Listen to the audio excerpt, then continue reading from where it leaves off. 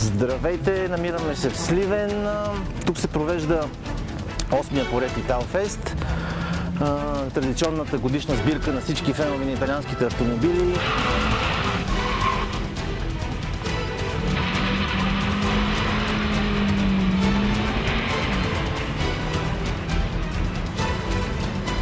Тук в момента по данни от стюардите на входа присъстват над 600 човека с около 350 грубо автомобила.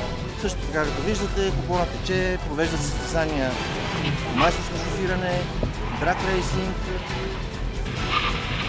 Италфест 2011 се оказа едно много добре организирано и приятно преживяване за нас, феновете на италианските автомобили.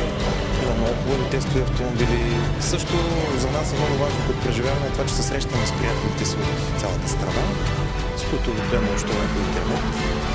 И сега можем да се срещнем на живо, да обменим малко опит, в същото време да покаже кой какво има, защото обясняваме един на друг в писмен вид какви са колите, така сега можем да се видим.